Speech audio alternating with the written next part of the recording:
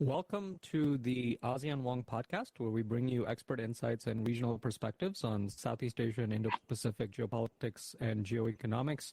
I'm your host, Dr. Prashant Parameswaran. If you don't already, do subscribe to the ASEAN Wonk platform so you don't miss all our posts. Our guest today is Bilahari Kausikan, who served as Singapore diplomat for over 3 decades, including as permanent secretary of the Foreign Ministry, a permanent representative to the United Nations, and ambassador to Russia. We started our conversation talking about how Southeast Asian countries are positioning themselves in the current global order. Make sure you watch, listen, or read the full episode. We go through a number of other subjects, including contingencies related to Taiwan, flashpoint management, and Southeast Asia stakes going forward. So welcome to the ASEAN Wonk Podcast. Bilahari, thank you for joining us, and let's get started. Southeast Asia, as you've written, is no stranger to major power competition, but there are various ways to characterize U.S.-China competition today and the state of the global order. If you look at the Lowy Institute's Asia Power Index, it's very clear the United States and China are in a league of their own. But then you have a range of other powers as well that sit below that, which is a very complex sort of regional landscape. You've suggested that the order you see is kind of a version of dynamic multipolarity, different versions of that and what that means. But the key is that it's very different from some of the other analogies that have been advanced, including notions of a new Cold War, which we're quite different historically, and also we're not very cold in Southeast Asia in terms of some of the conflicts that occurred there. What is your sense of the global order today moving forward, and what are Southeast Asia's sort of stakes within it? Okay, let me make one general point first about global order in general. I think it is a fundamental mistake to think about global order as necessarily reflecting a consensus. If you look throughout history, whatever order we had was defined by contests and efforts to create parameters for those contests so they were minimally dangerous, shall we say, right? And that was certainly the case for the 40-odd years of the Cold War between the US and the Soviet Union. Now, I think you know my views on this. I think to call the US-China competition a new Cold War is really intellectually sloppy and lazy, because there are superficial similarities, of course, but they are superficial. It's fundamentally different. The Cold War, the US-Soviet Union Cold War, was one between two systems. It was an existential struggle to see which was the better way of organizing modern industrial society. I think that debate has been settled. Right? And you're not going to revive it by trying to impose this rather artificial framework of democracy versus authoritarianism on US-China relations. Yeah, China is authoritarian, but it's authoritarian in its own way. There are many variants of authoritarianism, just as there are many variants, in fact, more variants of democracy. Right? So I think the US-China competition is a competition not between two systems, but within a single global system. They are both vital parts of this system. I don't think they can bifurcate into two separate systems. There will be partial bifurcation. It's already happening. And neither the US nor China is particularly comfortable with their interdependency because it exposes their vulnerabilities. And both are trying to mitigate it. And you know how they're trying to do it. US is trying to be less reliant on China in its supply chains, and China is trying to be more self-reliant in certain technologies. And I think both are going to fail, or at least they're not going to succeed to the extent they hope. Right? But I think this is good news for Southeast Asia, because competition between systems is binary. Your choice is A or B. And that was much of the case during the Cold War, which, as you have pointed out, was really hot in Southeast Asia. So even those of us that pretended to be non-aligned, we knew where our bread was buttered. Competition within the system, as exists between the US and China today, is not binary, it's complex. And in complexity, there is, at least in principle, more opportunity to exercise agency. And Southeast Asia, as you pointed out too, lived in the midst of major power competition for centuries. And it's nothing new. This is just the latest iteration of what is probably a natural phenomenon for a region that is a strategic crossroads between two major oceans, and therefore trade routes, energy routes, supply routes, and so on. Right? In complexity, there is more opportunity to exercise agency, and that's in principle what all Southeast Asian countries, with one or two exceptions, try to do. Now, I don't say we always do it very well, okay? And there have been some disastrous mistakes in recent Southeast Asian history, particularly in the 60s and 70s. But I think we can cope pretty well as long as we each maintain a very clear idea of our national interests and look out for and maintain the agility to either seize opportunities to advance our national interests or get out of harm's way in good time. And I think by and large, most Southeast Asian countries, with a couple of exceptions, are doing that with various degrees of success, but generally successfully.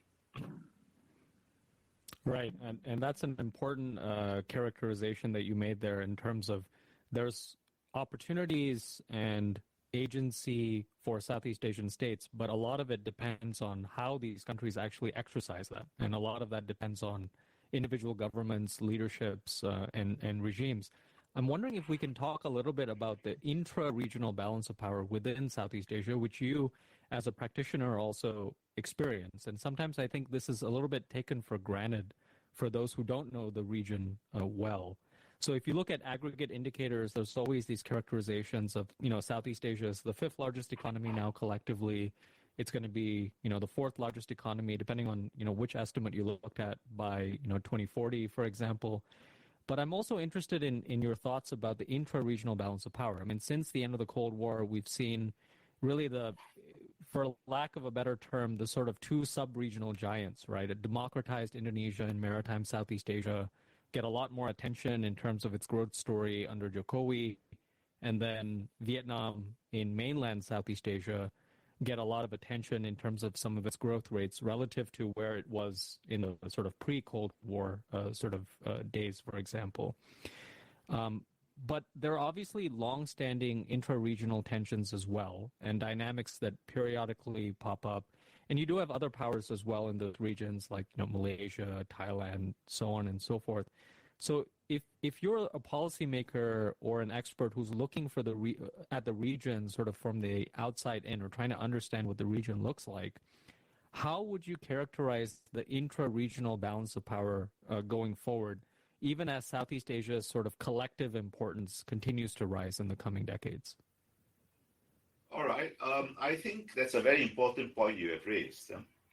When outside observers, whether in the United States or China or Japan or Europe, look at Southeast Asia, they look at ASEAN first of all, because it is the regional organization. But they don't quite understand that the fundamental and enduring purpose of ASEAN is to manage relations between its members. External relations, management of external relations has always been primarily a national responsibility. And ASEAN is a secondary factor. Sometimes a bit more important, sometimes less important. And this is one of those times where it is less important, but it is always a secondary factor. The primary instrument, the primary purpose of ASEAN is to manage this intra-regional balance, the intra-regional tensions, some of which have very long historical roots, and some of them start from very primordial things like race, language, religion, and therefore they are never going to go away. And I think from that point of view, ASEAN has been terribly successful.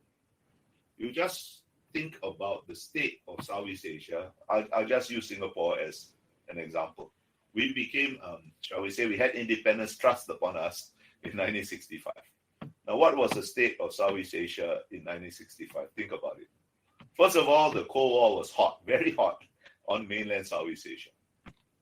Secondly, Singapore had just been asked to leave Malaysia, and the relationship was fraught with racial tension. Indonesia was still fighting an undeclared war against Malaysia, and when we were separated from Malaysia, Singapore as well. And there was a very active claim over a very large chunk of Malaysia by Philippines, to wit Sabah. And there were irredentis pressures on the fringes of Malaysia and Thailand, West Malaysia and Thailand, and on the fringes of the eastern parts of Indonesia and the southern parts of the Philippines. Now, in short, if I may summarize that, we were a mess. If you recall, you're probably too young, but I recall when it was very common for analysts to refer to Southeast Asia as the Balkans of Asia, right? Now, look at the state today. We still have problems, of course, right? But it is primarily a growth region, and the problems are manageable. And I think a very large part of that is due to ASEAN. There are many of the tensions, the intra-regional tensions, as I said, they have primordial roots. They're never going to go away, but they can be managed, and they are being managed. Now, that said, I must also make a qualification to I agree with you, Southeast Asia is a growth region, it's a success story. But to be very honest, and since I'm now a pensioner and not working for any government, the idea of Southeast Asia collectively being the fifth or fourth largest economy in the world is a bit of an artificial construct.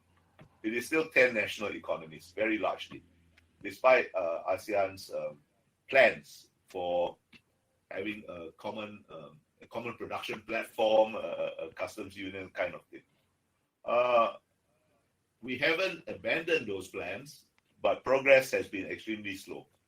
And progress has been extremely slow because the domestic politics of key ASEAN members has become extremely complicated, more and more complicated, right? And if you can't get a domestic consensus, you're not going to get a regional consensus, or you're going to get a very soft regional consensus. But we haven't gone backwards. This is still the plan. And I think, ASEAN, like actually every regional organization, does not progress, has never progressed in a straight line, It progresses by lurches and meanderings, right? According to responses to specific circumstances, according to developments in the key countries. But I think on the whole, we are doing quite well. When one of the things that actually irritates me a lot about how the West generally looks at Southeast Asia, they look at it as if it's uninhabited region. It looks at it as a blank state on which they kind of project their own hopes and fears. Right? It's either a contest between the Soviet Union and the United States. It's an arena. It's either a place where democracy either advances or retreats. But there are quite a lot of people living here, and we have our own ideas about what our life should be like, which do not always coincide with the ideas of external powers. And I think that's where most external powers get into trouble when they try to engage Southeast Asia as a kind of projection of their own concerns, rather than trying to use the very strong regional dynamics, intra-regional dynamics, as means to either advance or defend their interests. You can't impose things. Look, Southeast Asia has never fallen under the sway of any single power, except for a very short period of Japanese occupation during the Second World War, and we knew how that ended. It didn't end well. You mentioned earlier a lot of focus on Indonesia and Vietnam. Actually, I think I was just in Washington, D.C. I go quite often.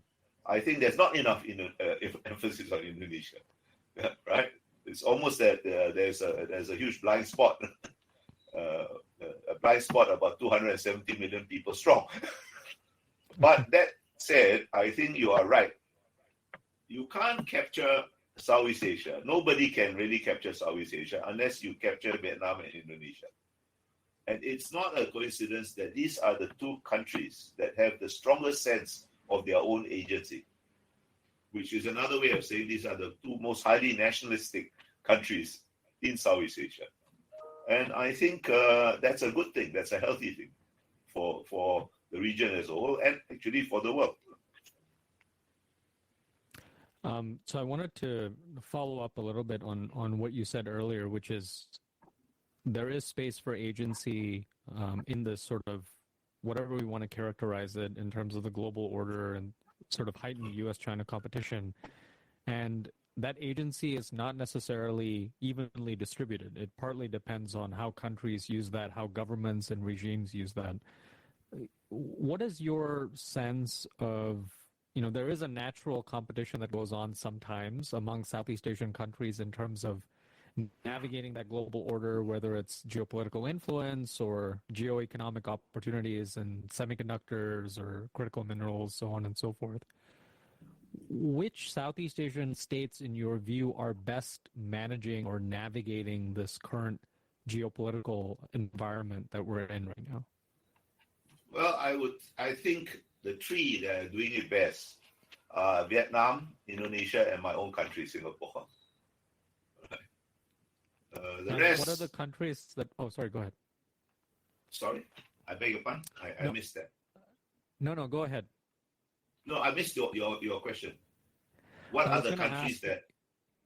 Yeah, you mentioned that these are the countries that are doing the best. I'm wondering which are the countries you think that maybe are not navigating this environment as best as they could, or not playing their hand as well as they could be doing right now?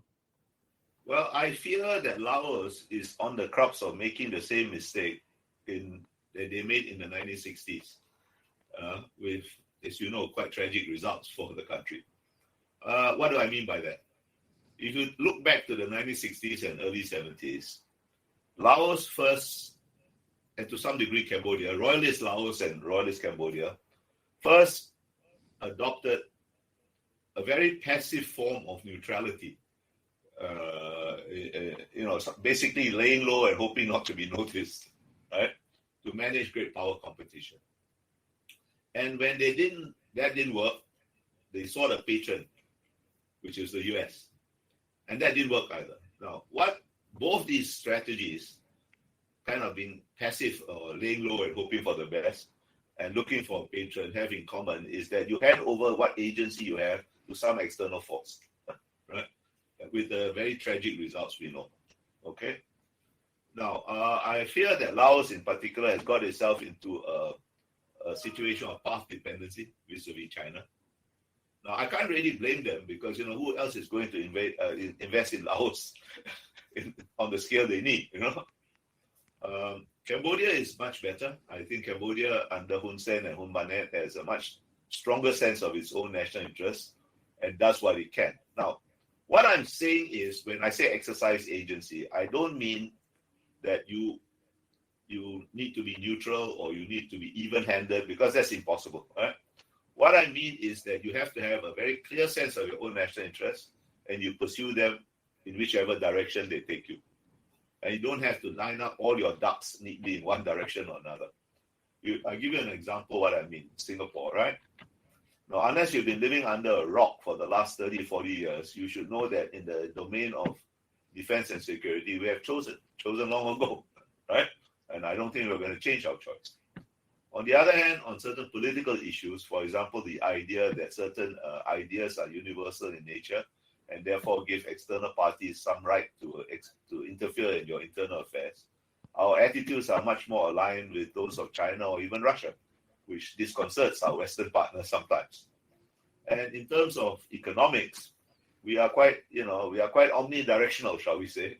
We will go in any direction that our interests take us. I mean, prudence and law permitting. And I think that's a very general Southeast Asian attitude. So it's not a question, when some people think I am critical of, say, Laos, which I mentioned, because it's taken a very pro-China route, right? That's not the point. The point is they are free to choose. They're free to choose as we are free to choose. But they have to choose in their own interest, and they should not Therefore, having chosen one domain, I think it's perfectly logical for them to go with China in the economic domain, because there's nobody else that is going to provide the level of investment they need. But however, that should not constrain them from pursuing their interests in other domains if it takes them in different directions. Right? Now, Malaysia is extremely distracted right now. Its domestic politics is far more complicated than absolutely necessary. Right? To some degree, that could also be said of Thailand. In fact, Thailand has been domestically distracted for the last 15 or 16 years. And that has limited its ability to exercise its agency. I think Indonesia is doing quite well. I think Philippines is doing quite well. But Philippines, as you know, has a tendency to swing from one extreme to another. But that's them, who are we to criticize? But my point is this. However small you are, however weak you are, there is always an opportunity to exercise agency. Right? Otherwise, Singapore should not exist. Okay? Yeah. Right. But we do, and we intend to go on existing. But the key factor here is one you mentioned. The key factor is your domestic politics, your domestic capabilities to define your interests and pursue them. Your domestic ability to have the agility to pursue your interests in multiple directions according to what those interests are in different domains. Now, that's where the 10 countries that currently make up Southeast Asia differ quite wildly. Actually, wildly is not the wrong word, I think. You have on one extreme, perhaps Laos, and the other extreme, because we are a small country, to Singapore. And you have all kinds of degrees in between. I wanted to switch a little bit to talk about some of the kind of future flashpoints and kind of issues and stakes for Southeast Asia. I guess one of them that is dominating the headlines is Taiwan. And, beyond the hype around, 2027 being the year when the Chinese military, should be prepared for a Taiwan contingency, the stakes for Southeast Asia itself as a region is, potentially immense as well. I mean, Bloomberg estimates the cost of Southeast Asia is about 20% of its GDP potentially. There are hundreds of thousands of overseas workers as well that are in Taiwan. Different countries have different stakes in that.